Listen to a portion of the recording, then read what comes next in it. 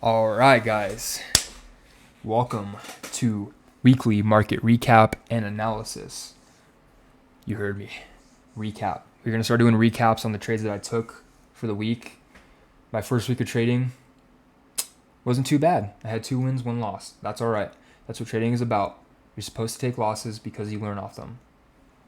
So on Monday, I traded NVIDIA. I held that position for 23 minutes. I took a long on that. My entry was a zone breakout and a fair value gap.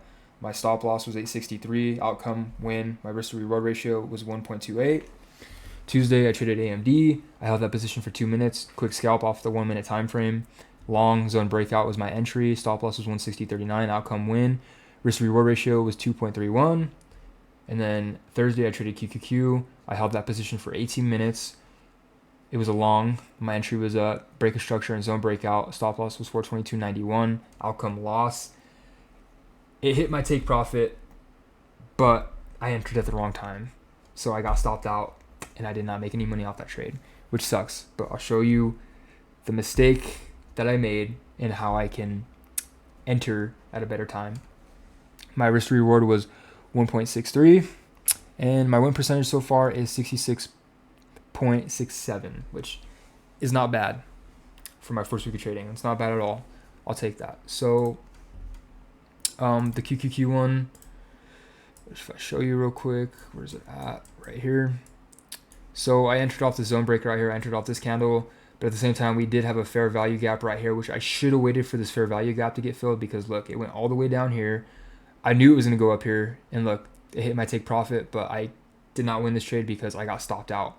So I should have waited for this fair value gap to get filled before entering, and then I would have won that trade. But I knew it was going. I just entered too early, which that's my fault. NVIDIA, I won this trade. I'll show you real quick. So I entered off this candle right here because of a zone breakout. I put my stop loss underneath this candle right here, and my take profit got hit on this white candle right here. Or no, on this white candle right here, my bad. So yeah, I won that one. And then AMD, 1 minute time frame. Where we at? Where's my candle? There it is. Entered off a zone breakout. Entered off this candle right here. Put my stop loss underneath this candle. And my take profit got hit by this orange candle right here. Won that trade. Booyah. Now into the analysis. So where's my candles? I hate when it does this. Okay, hold on. There we go. So right now on the S&P 500, we are having some short-term bullish momentum. We are above the 9 MA. We are at a resistance line right now, but if we go above this resistance line, then our next resistance would be at 5,160.69. And then if we go above that, then our next resistance line would be 5,197.03. But I believe that the S&P 500 is going to have some medium-term bullish momentum because we are also above the 21 MA, and the 21 MA acts as support for price. So if we continue to stay above that, I can see us going higher on the S&P 500. Now the S&P 500 controls 50% of the stock market. So if the S&P 500 is doing really good, then that means majority of other stocks will start doing good. The volatility for the S&P 500 is going down, which that's good. That means the S&P 500 can perform well and not do bad. Crypto is playing its mind game. So Bitcoin right now is collecting some liquidity that lies up here. We still have to fill these orders down here. Crypto is going to go down. I can see it going down. I am not your financial advisor. Do not go off what I say. But I believe crypto is going to go down here, or Bitcoin is going to go down here and collect this liquidity that lies down here because we need to collect it. There's billions of orders down here, but there's also a little bit of liquidity up here that it needs to collect before going down. So we're at this resistance right. We are at this resistance line right now at 64,512. Sorry guys, I am like super tired right now. But we are having some support right here at 60,760. But I believe that Bitcoin is going to collect liquidity that lies up here before going down and collecting all the orders down here, and that's when I'm going to start buying more crypto. News for this week. It's kind of an odd week. We have a lot of FOMC members speaking. Yeah, you could just see there's a lot of FOMC happening, which that could be good or bad. It just depends on what happens when they speak. Earnings this week. Not really big companies having their earnings this week besides Disney. Not really a big week for earnings.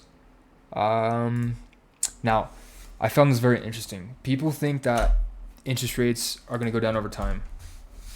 They're not. Interest rates are going to keep going up. As you can see, interest payments in 2020, 1.6. In 2030, it's projected to be 4.5. In 2040, 6.6. In 2050, 9.9. The dollar is getting weaker. You guys need to find ways of making more money because it's going to get worse. I know it's going to get worse.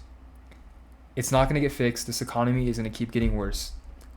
I hope you guys are finding ways to make more money because we are going to be entering another Great Depression at some point.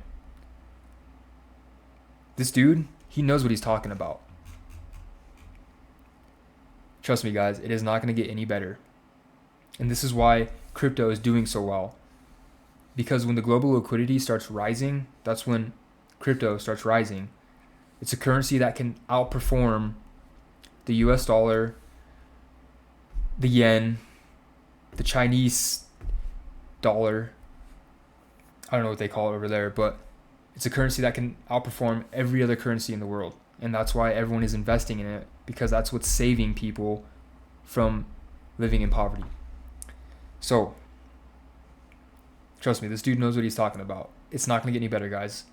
It's going to keep getting worse. The debt is going to continue to go up. It's not going to go down.